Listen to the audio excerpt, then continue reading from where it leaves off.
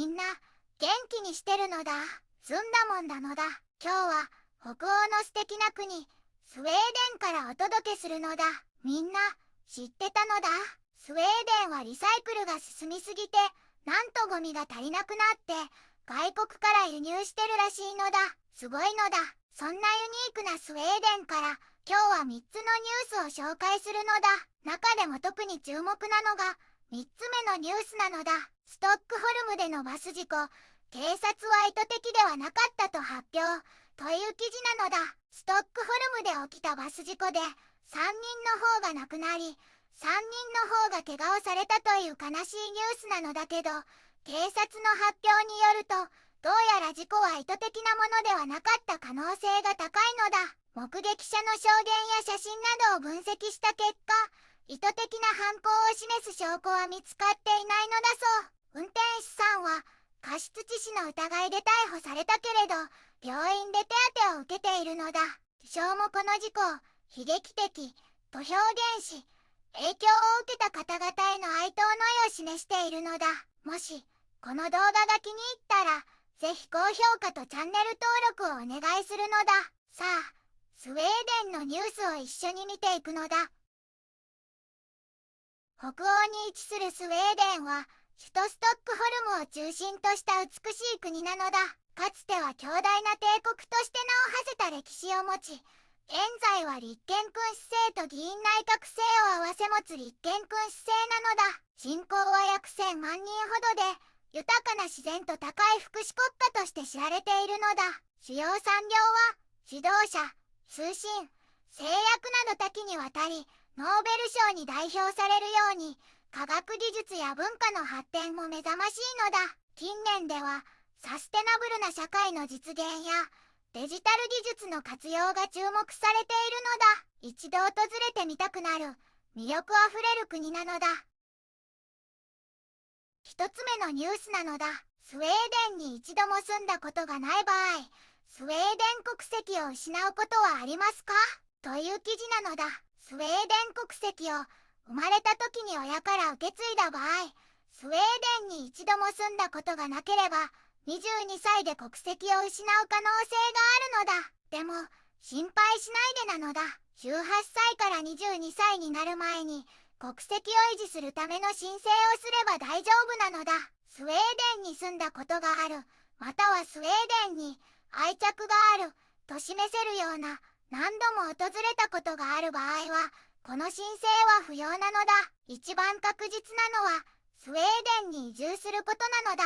申請には、専用のフォームに記入し、パスポートや ID、両親の情報、スウェーデンへの渡航履歴などを提出する必要があるのだ。この申請に費用はかからないのだ。二つ目のニュースなのだ。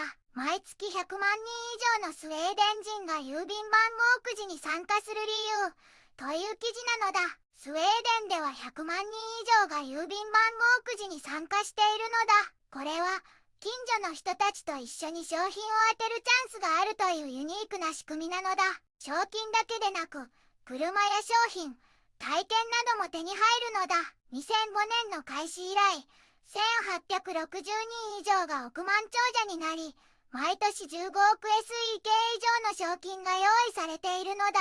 くじの収益の一部は、アムネスティ、インターナショナルやユニセフなどの62の非営利団体に寄付され、より公平で持続可能な世界を作るために使われているのだ。つまり、賞金を狙うだけでなく、社会貢献もできる。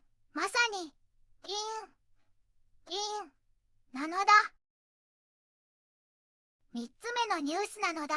ストックホルムでのバス事故、警察は意図的ではなかったと発表という記事なのだ。ストックホルムでバスが人々をはねた事故があったのだ。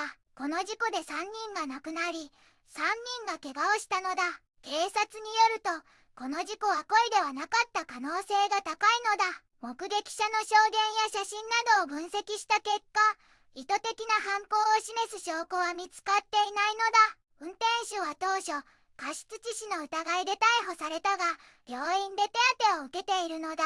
首相もこの事故を悲劇的と表現し、影響を受けた人々への哀悼の意を示しているのだ。スウェーデンは国籍維持に注意が必要なのだ。でも、郵便番号くじで億万長者になるチャンスや、社会貢献もできるなんて素敵だね。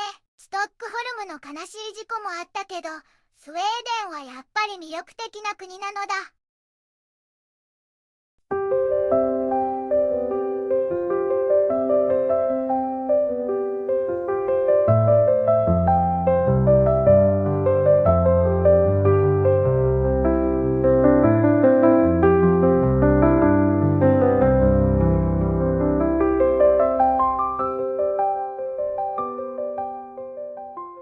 こんにちはなのだ。